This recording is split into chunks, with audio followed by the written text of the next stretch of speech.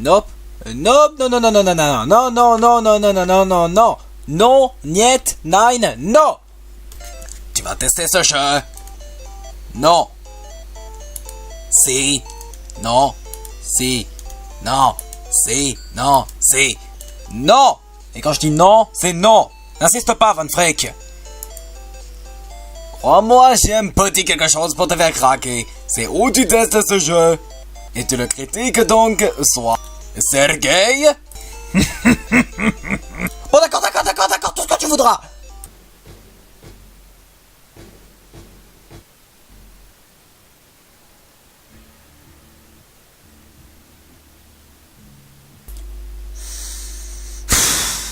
Je suis pas d'humeur aujourd'hui.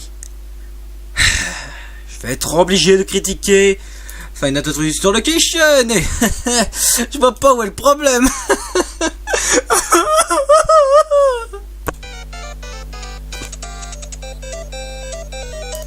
Raison numéro 1. Toutes vos théories sont achetées. Voyez-vous, dans ce jeu de merde, c'est très simple. Il y a trop de détails. Ça fait que ça rend le truc un peu complexe. Un tout petit peu. Ça fait que si tu es un jeune fan qui est pas mal intelligent, qui a au moins un minimum de QI et qui veut se faire une petite théorie afin d'essayer de comprendre l'histoire, eh ben, t'auras tout feu parce qu'il y aura quand même quelque chose qui sera illogique. Eh ouais. Et faut savoir qu'en plus, tout ce qui se passe dans Final Fantasy Sister Location est vrai. Car sinon, je pense pas qu'il se serait fait chier à bien nous prouver avec une des caméras que FNAF 4 est canonique. Merci, Scott. Putain. Raison numéro 2. Foxy, Bonnie et Freddy, mon cul.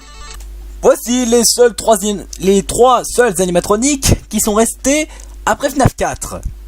Vous voyez pas le problème? Leur design, bordel.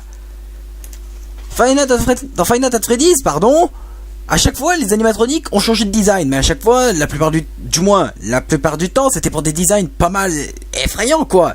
Enfin, je veux dire, au minimum effrayant, quoi. Il y a qu'à voir ceux du 4, qui bordel de merde, j'ai dû au moins perdre 3 slips à cause de ça.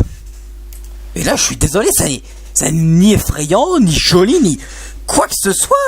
On dirait qu'ils sont déguisés pour la Gay Pride, sans déconner. Surtout Funtime Foxy. Et surtout, vous savez, j'ai une apparence un peu de renard, et ben c'est parce que je suis fan de Foxy. Et donc à chaque fois, la plupart du temps, mes images de profil cible ont toujours été des images de Foxy. Donc, et c'est très flatteur, merci. Raison numéro 3. Le mythe du Purple Guy est fracassé. Le Purple Guy, le meurtre des 5 enfants dans Five Nights at Freddy's. Un des plus gros mythes de l'histoire des jeux vidéo d'horreur indépendants. Et surtout, il a quand même une certaine classe, on peut le dire. On croit que The Games a carrément dédié une chanson pour ce personnage.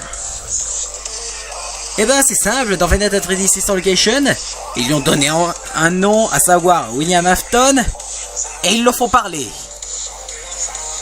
Ça se voit légèrement que vous n'avez rien compris. Le Purple Guy ne doit pas avoir de nom ou de voix. Il doit pas parler, il doit pas donner d'indications comme ça. Et c'est surtout, encore moins pour faire des discours poétiques de merde sur sa situation difficile à la manière du didacte. Tu n'es pas le didacte, connard. Et surtout, c'est génial, tu fracasses du coup encore plus les théories des fans. Et en plus, tu auras tout ça incohérent. Le Purple Guy. Ou comment un excellent personnage de meurtrier mystérieux est complètement fracassé. Parce que oui, justement, c'est ça un petit peu qui fait son charme. À savoir le fait qu'il avait quasiment rien d'humain. Bah, justement, c'est ça. Tu te demandais même si jamais c'était pas un démon, le mec. Et là... Merci Scott d'avoir fracassé tous nos espoirs. Je te hais. Raison numéro 4. Jumpscare, mon cul. Comment vous avez fait pour rendre trop gentil un truc aussi simple? Non, sérieusement, je vous laisse comparer.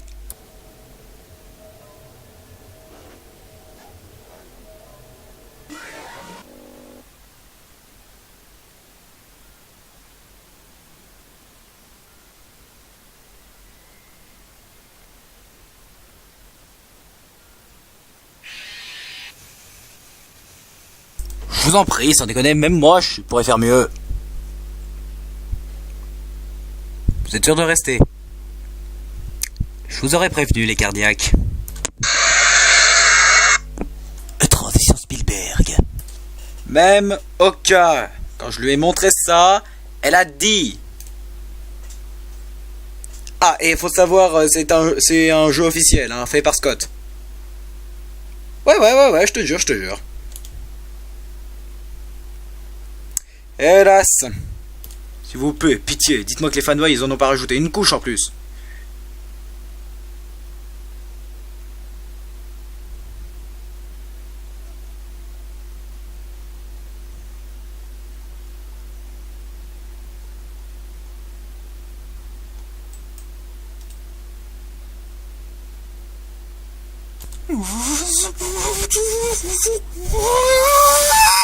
Crève!